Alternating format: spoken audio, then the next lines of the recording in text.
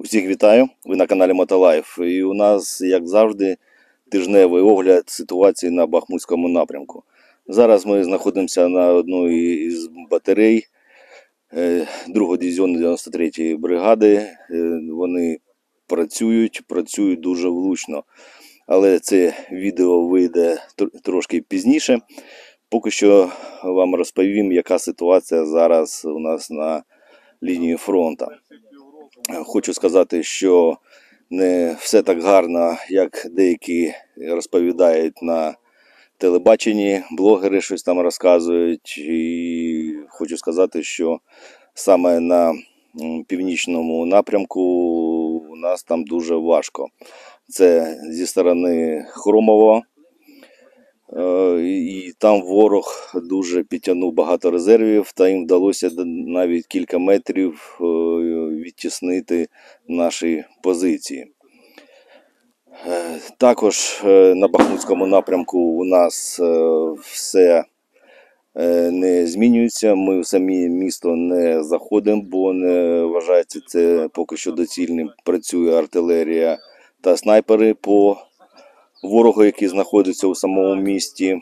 А ось цікава ситуація на південному напрямку від Бахмуту, там де у нас Кліщівка. Там теж трошки призупинився наступ. І хочу сказати, що це із-за того, що ворог все-таки багато резервів кинув саме на цей напрямок. Також дуже все тормозить, це міні-поля. Міні-поля, і у нас технікою проходити нереально. Я тут називаю це піхотинський хід, там де Кліщівка, бо технікою пройти дуже важко, бо міни та FPV-дрони вражають цю техніку, то там можуть пройти лише піхота.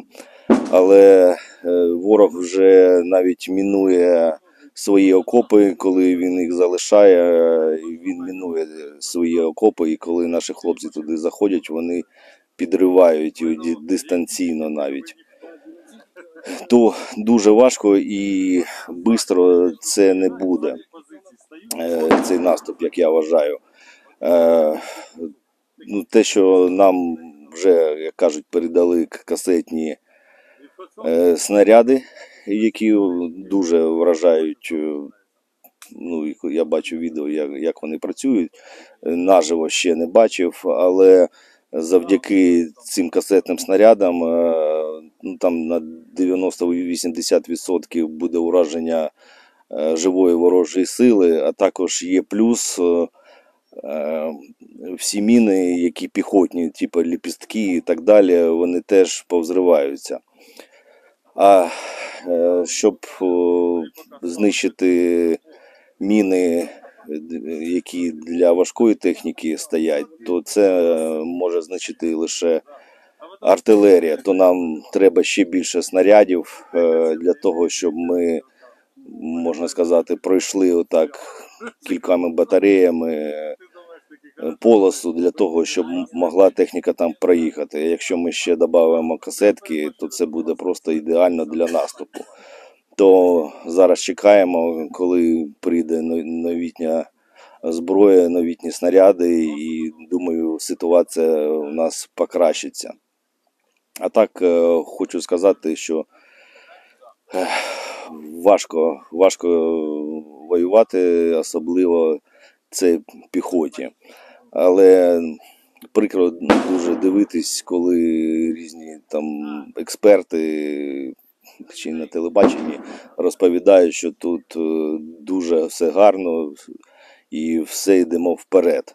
Не треба розповідати таке, бо дуже це охолоджує цивільне населення. І так ми, можна сказати, виїжджаємо на тому, що нам допомагає цивільне населення, а по екранам їх розхолоджують, вони думають, що тут все гаразд, і хлопцям вже нічого не потрібно. Потрібно. Зараз ми ремонтуємо автівку, ми готуємо перший стрілецький батальйон для завдань, то коли вони вже будуть на позиціях, ну, це вже життя. Ми теж будемо займатися ремонтом, але якщо автівки будуть зломані, якісно відремонтовані, це життя на полі бою. Ми не маємо права на помилку.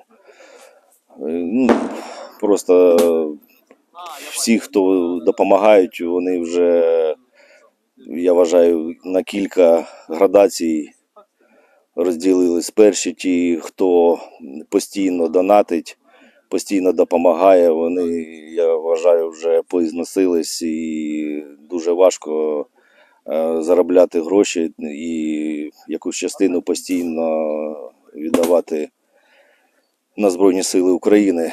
Так, це потрібно, але важко. Другі – це ті, що за 1,5 роки війни там 10 гривень задонатили і вважають, що вони свій долг вже виповнили і не треба більше нічого робити. І треті, які взагалі нічого не допомагають, вони просто дивляться телевізор і гадають, що та там їм інші допоможуть, що ми там 10-20 гривень зіграє якусь роль. Ну, якщо так 100 тисяч чоловік так думає, то я вам хочу сказати, це дуже зіграє роль, але це ваш вибір, і вам дивитись потім в очі своїм дітям і внукам і розповідати, як ви наближали нашу перемогу. Ще хочу затронути тему про НАТО. Ну, теж багато, всі хочуть швидкої перемоги. Одні чекають, коли Путін здохне, другі чекали, коли Пригожин там зробить революцію і все в один мить закінчиться. Треті ось чекали, що нас приймуть у НАТО, і теж ще набагато швидше закінчиться. Але хочу сказати ще раз, все залежить тільки від нас, від Збройних сил України. І так, як допомагають цим Збройним силам України, дякую всім мешканцям України, хто допомагає, а також партнерам західним. Бо якщо не Америка та не Євросоюз, то невідомо була б ще Україна. Ну, вона б ще була, бо у нас тут багаті ліси, і у нас, як мінімум, якщо нічого ніхто не буде давати, то у нас сил вистачить ще на пару років чисто партизанської війни. Ось. Хочу сказати, що не треба на когось надіятись, а треба тільки на себе. А то, що ще казали, що там з емоціями виступив Зеленський і сказав за того, що там щось по НАТО не дали чи якусь зброю, то хочу вам сказати, якщо людина переживає за свій народ, то якщо він хоче для того, щоб Україна жила у миру, і він з цими силами старається домовитись хоч за щось. І якщо щось не виходить, то вже емоції переповняють. Я сам, коли щось не виходить, я вже правду матку можу сказати у прямому ефірі, не вибираючи слів. То це показник того, що наш президент хоче перемогти і робить усе для того, щоб перемога була найшвидкою. Я сподіваюся, що ми усі одне ціле і переможемо тільки разом. І обов'язково ми непереможні. Слава Україні! Слава ЗСУ! А Путін – гандон!